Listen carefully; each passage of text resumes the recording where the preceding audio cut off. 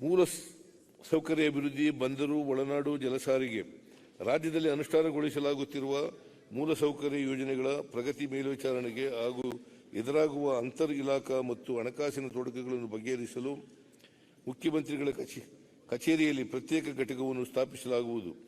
ರಾಜ್ಯದ 320 ಕಿಲೋಮೀಟರ್ ಉದ್ದದ ಕರಾವಳಿ ತೀರವನ್ನು ಆರ್ಥಿಕ ಅಭಿವೃದ್ಧಿಗೆ ಸಮರ್ಥವಾಗಿ ಬಳಸಿಕೊಳ್ಳಲು ಆದ್ಯತೆ ನೀಡಲಾಗುವುದು. ಬಂದರು, ರೈಲು ಮತ್ತು ವಿಮಾನ ಸಂಪರ್ಕವನ್ನು ಒದಗಿಸುವ ಮೂಲಕ ಕೆಲವು ವರ್ಷಗಳಲ್ಲಿ ಅಂದಾಜು 20,000 ಕೋಟಿ ರುಗಳ ಹೂಡಿಕೆಯೊಂದಿಗೆ ಸಮುದ್ರ ಸಾರಿಗೆ, ಸರಕು ಸಾಗಣೆ ಮತ್ತು ಪರಿಸರ ಪ್ರವಾಸೋದ್ಯಮ ವಲಯಗಳಲ್ಲಿ ಗಣನೀಯ ಅಭಿವೃದ್ಧಿ ಸಾಧಿಸುವ ಗುರಿ ಹೊಂದಿದ್ದೇವೆ. ರಾಜ್ಯದಲ್ಲಿ ಜಲಸಾರಿಗೆ ಮೂಲಸೌಕರ್ಯಗಳ ಅಭಿವೃದ್ಧಿಯಲ್ಲಿ ಖಾಸಗಿ ಹೂಡಿಕೆಗಳನ್ನು ಆಕರ್ಷಿಸಲು ಕರ್ನಾಟಕ ಜಲಸಾರಿಗೆ ಅಭಿವೃದ್ಧಿ ನೀತಿಯನ್ನು ಹಾಗೂ ಒಳನಾಡು ಜಲಸಾರಿಗೆ ನಿಯಮಗಳನ್ನು ರೂಪಿಸಲಾಗುವುದು. ಸಾಗರಮಾಲಾ ಯೋಜನೆಯಡಿ ಕಡಲ ತೀರದ ವ್ಯಾಪಾರಕ್ಕೆ ಹೆಚ್ಚಿನ ಪ್ರಾಮುಖ್ಯತೆಯನ್ನು ನೀಡುವ ಉದ್ದೇಶದಿಂದ ಅಂದಾಜು 1,017 ಕೋಟಿ ರುಗಳ ವೆಚ್ಚದಲ್ಲಿ ಒಟ್ಟು 26 ಕಾಮಗಾರಿಗಳನ್ನು ಕೈಗೆತ್ತಿಕೊಳ್ಳಲಾಗುವುದು. ಇವುಗಳ ಪೈಕಿ ರಾಜ್ಯದ ಪಾಲು 530 ಕೋಟಿ ರುಗಳಾಗಿವೆ. ಮುಂದುವರೆದು ಇನ್ನೂ 1,145 ಕೋಟಿ ರು ಮೊತ್ತದ 12 ಗ್ರಾಮಗಳ ವಿಸ್ತೃತ ಯೋಜನಾ ವರದಿಗಳನ್ನು ಕೇಂದ್ರದ ಅನುಮೋದನೆಗಾಗಿ ಸಲ್ಲಿಸಲಾಗಿದೆ. ಕರಾವಳಿ ತೀರ ಪ್ರದೇಶ ಹಾಗೂ ಬಂದರುಗಳ ಅಭಿವೃದ್ಧಿಯು ರಾಜ್ಯದ ಜಲಸಾರಿಗೆ ವಹಿವಾಟು ಹೆಚ್ಚಿಸಿ ಉದ್ಯೋಗ ಸೃಜನೆಯ ಜೊತೆಗೆ ರಾಜ್ಯದಲ್ಲಿ ಆರ್ಥಿಕ ಚಟುವಟಿಕೆಗಳನ್ನು ಉತ್ತೇಜಿಸುತ್ತದೆ. ಈ ನಿಟ್ಟಿನಲ್ಲಿ ವಿವಿಧ ಕಾರ್ಯಕ್ರಮಗಳನ್ನು ಕೈಗೊಳ್ಳಲು ನಮ್ಮ ಸರ್ಕಾರವು ಬದ್ಧವಾಗಿದೆ.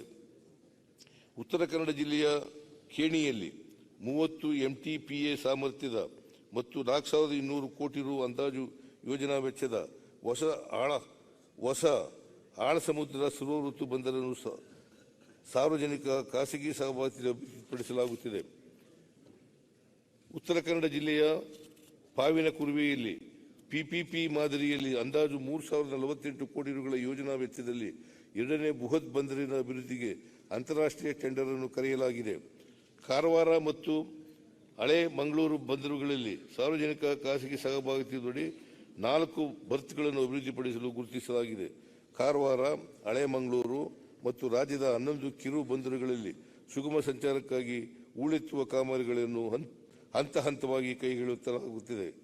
ಉತ್ತರ ಕನ್ನಡ ಜಿಲ್ಲೆಯ ಮಂಕಿಯಲ್ಲಿ ವಿವಿಧೋದ್ದೇಶ ಬಂದರಿನ ಅಭಿವೃದ್ಧಿಗೆ ಕಾರ್ಯಸಾಧ್ಯತಾ ವರದಿಯನ್ನು ತಯಾರಿಸಲಾಗುತ್ತಿದೆ. ಕಾರವಾರ ಬಂದರಿನಲ್ಲಿ ಬೆಂಕಿ ನಂದಿಸುವ ಉಪಕರಣಗಳ ಅಳವಡಿಕೆ ಕಾಮಗಾರಿಗಳನ್ನು ಕೈಗೊಳ್ಳಲಾಗುವುದು. ಹಳೆ ಮಂಗಳೂರು ಬಂದರಿನಲ್ಲಿ 350 ಕಿಲೋಮೀಟರ್ ಉದ್ದದ ಕೋಸ್ಟಲ್ ಬರ್ತ್ ನಿರ್ಮಾಣ ಕಾಮಗಾರಿಯನ್ನು 24-25 ಸಾಲಿನಲ್ಲಿ ಪೂರ್ಣಗೊಳಿಸಲಾಗುವುದು.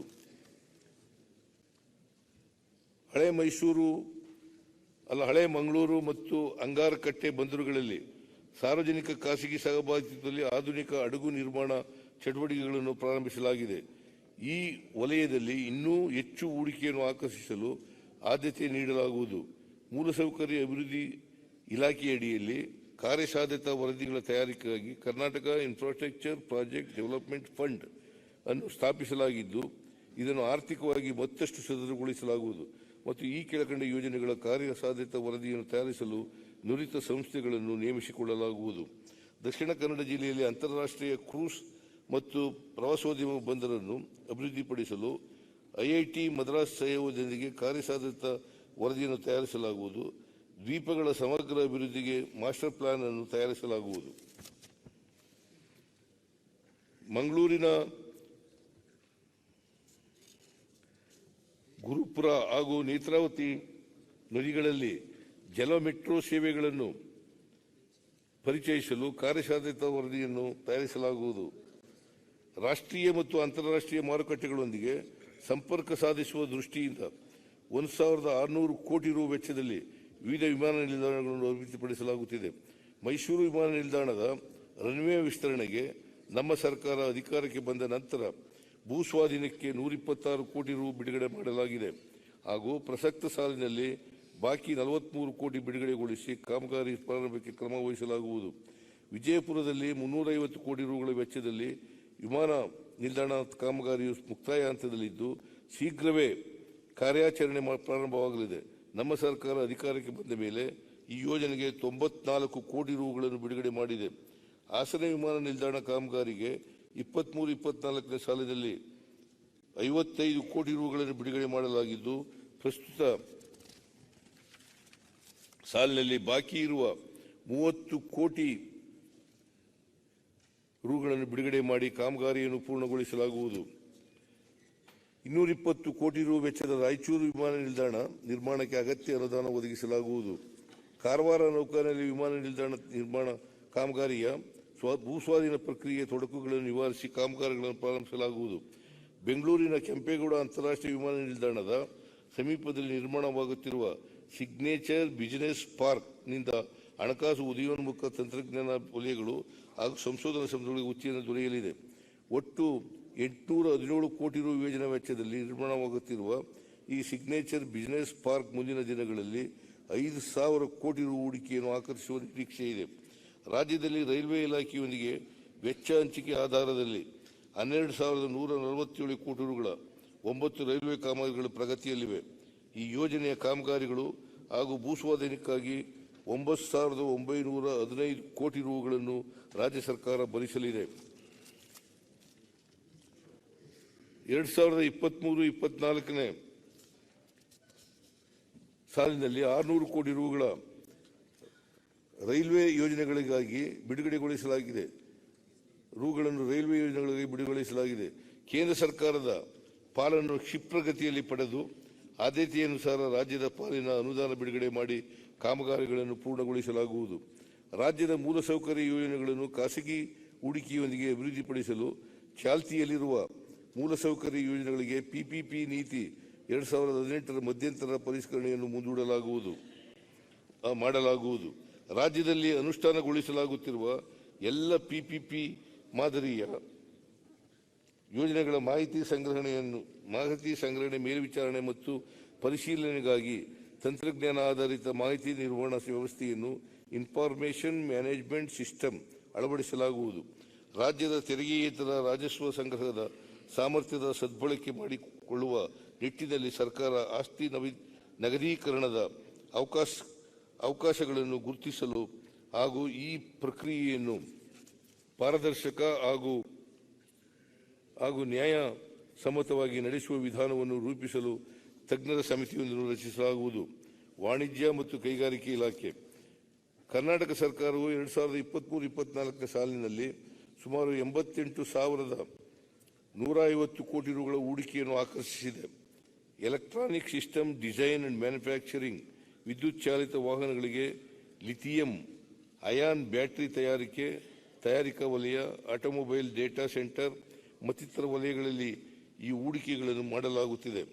ಬೆಂಗಳೂರು ಸಮೀಪ ಸುಮಾರು 2,000 ಎಕರೆ ಪ್ರದೇಶದಲ್ಲಿ knowledge health care innovation and research city ಅಭಿವೃದ್ಧಿಪಡಿಸಲು ಯೋಜಿಸಲಾಗಿದ್ದು ಈ ಯೋಜನೆಯಿಂದ ಅಂದಾಜು 40,000 ಕೋಟಿ ರುಗಳ ಬಂಡವಾಳ ಹೂಡಿಕೆಯಾಗಲಿದ್ದು ಸುಮಾರು 80,000 ಜನರಿಗೆ ಉದ್ಯೋಗ ದೊರೆಯುವ ನಿರೀಕ್ಷೆ ಇದೆ. ಅಭಿವೃದ್ಧಿಯಲ್ಲಿ ಕರ್ನಾಟಕದ ಉನ್ನತ ಸ್ಥಾನವನ್ನು ಉಳಿಸಿಕೊಳ್ಳಲು ಹಾಗೂ ಇನ್ನೂ ಹೆಚ್ಚು ಬಂಡವಾಳ ಹೂಡಿಕೆಯನ್ನು ಆಕರ್ಷಿಸಲು ಹೊಸ ಕೈಗಾರಿಕಾ ನೀತಿಯನ್ನು ಜಾರಿಗೆ ತರಲಾಗುವುದು. ರಾಜ್ಯಕ್ಕೆ ವಿದೇಶಿ ಹೂಡಿಕೆಗಳನ್ನು ಆಕರ್ಷಿಸಲು ಫೆಬ್ರವರಿ 2025ರಲ್ಲಿ ಜಾಗತಿಕ ಹೂಡಿಕೆದಾರರ ಸಮಾವೇಶವನ್ನು ಆಯೋಜಿಸಲಾಗುವುದು. ಗ್ರಾಮೀಣ ಜನರಲ್ಲಿ ಆರ್ಥಿಕ ಶಿಸ್ತು ಮತ್ತು ಉಳಿತಾಯ ಮನೋಭಾವವನ್ನು ಉತ್ತೇಜಿಸಲು ಎಂಎಸ್ಐಎಲ್ ವತಿಯಿಂದ ಚಿಟ್ ಫಂಡ್ ಅನ್ನು ಗ್ರಾಮಾಂತರ ಪ್ರದೇಶಗಳಿಗೆ ವಿಸ್ತರಿಸಲಾಗುವುದು. ಯಶವಂತಪುರದಲ್ಲಿ ಕೆಎಸ್ಡಿಎಲ್ ವತಿಯಿಂದ ಜಮೀನಿನಲ್ಲಿ ವಿವಿಧ ಸರ್ಕಾರಿ ಇಲಾಖೆಗಳನ್ನು ನಿರ್ವಹಿಸಲು ಸುಸಜ್ಜಿತ ಕಚೇರಿ ಸಂಕೀರ್ಣವನ್ನು ನಿರ್ಮಿಸಲಾಗುವುದು. ವಿವಿಧ ಜಿಲ್ಲೆಗಳಲ್ಲಿ ಅಸ್ತಿತ್ವದಲ್ಲಿರುವ ಕೈಗಾರಿಕಾ ವಸಾಹತುಗಳನ್ನು ಕೇಂದ್ರ ಸರ್ಕಾರದ ಸಹಯೋಗದಲ್ಲಿ 39 ಕೋಟಿ ರು ಅಂದಾಜು ವೆಚ್ಚದಲ್ಲಿ ಕರ್ನಾಟಕ ಸಣ್ಣ ಪ್ರಮಾಣದ ಕೈಗಾರಿಕೆಗಳ ನಿಗಮದ ಮೂಲತಃ ಮೇಲ್ದರ್ಜೆಗೇರಿಸಲಾಗುವುದು. ಕೇಂದ್ರ ಹಾಗೂ ರಾಜ್ಯ ಸರ್ಕಾರಗಳ ಜಂಟಿ ಸಹಭಾಗಿತ್ವದಲ್ಲಿ ಬೆಂಗಳೂರು ಮುಂಬೈ ಎಕನಾಮಿಕ್ ಕಾರಿಡಾರ್ ಯೋಜನೆಯಡಿ ಧಾರವಾಡ ಸಮೀಪ ಸುಮಾರು 6,000 ಎಕರೆ ಜಮೀನಿನಲ್ಲಿ ಕೈಗಾರಿಕಾ ಅಭಿವೃದ್ಧಿ ಮತ್ತು ನೀಡುವ ಸಂಬಂಧ ಕೈಗಾರಿಕಾ ನೋಡನ್ನು ಅಭಿವೃದ್ಧಿಪಡಿಸುವ ಮೂಲಕ ಉತ್ತರ ಕರ್ನಾಟಕದ ನಿರುದ್ಯೋಗ ಸಮಸ್ಯೆಗೆ ಪರಿಹಾರ ಕಂಡುಕೊಳ್ಳಲು ಹಾಗೂ ಆರ್ಥಿಕ ಬೆಳವಣಿಗೆಗಳಿಗೆ ಉತ್ತೇಜನ ನೀಡಲು ತೀರ್ಮಾನಿಸಿದೆ. ಸಣ್ಣ ಮತ್ತು ಮಧ್ಯಮ ಕೈಗಾರಿಕೆಗಳು ಸ್ಟಾಕ್ ಎಕ್ಸ್ಚೇಂಜ್ಗಳಲ್ಲಿ IPO ಬಿಡುಗಡೆ ಮಾಡಲು ತಗಲುವ ವೆಚ್ಚದಲ್ಲಿ ಗರಿಷ್ಠ ಮಿತಿ 25 ಲಕ್ಷ ರೂಗಳಿಗೆ ಒಳಪಟ್ಟು ಶೇಕಡ 50% ಸಹಾಯಧನ ನೀಡಲಾಗುವುದು. ಸರ್ಕಾರಿ ಇಲಾಖೆಗಳು, ಸಾರ್ವಜನಿಕ ಉದ್ದಿಮೆಗಳು ಮತ್ತು MSMEಗಳನ್ನು TREDS ವೇದಿಕೆಯಲ್ಲಿ ತೊಡಗಿಸಿಕೊಳ್ಳುವ ಮೂಲಕ MSMEಗಳಿಗೆ ಬರಬೇಕಾದ ಪಾವತಿಗಳು ಕಾಲಮಿತಿಯೊಳಗೆ ಸ್ವೀಕೃತಿಯಾಗಿ ಅವುಗಳ ನಗದು ಅರಿವು ಸದೃಢಗೊಳಿಸಬೇಕು ಎಂಬ ಉದ್ದೇಶದಿಂದ TREDS ಸೇವಾ ಪೂರೈಕೆದಾರರೊಂದಿಗೆ ಒಡಂಬಡಿಕೆಯನ್ನು ಮಾಡಿಕೊಳ್ಳಲಾಗುವುದು. ಪರಿಶಿಷ್ಟ ಜಾತಿಗೆ ಸೇರಿದ ವಿದ್ಯಾರ್ಥಿಗಳಿಗೆ ವಿಶೇಷ ಘಟಕ ಯೋಜನೆಯಡಿ ಕರ್ನಾಟಕ ಚರ್ಮ ಮತ್ತು ಫ್ಯಾಷನ್ ತಂತ್ರಜ್ಞಾನ ಸಂಸ್ಥೆಯಲ್ಲಿ diploma in leather and fashion technology course ಮಾಡಲು ಪ್ರೋತ್ಸಾಹಧನ ನೀಡಲಾಗುವುದು.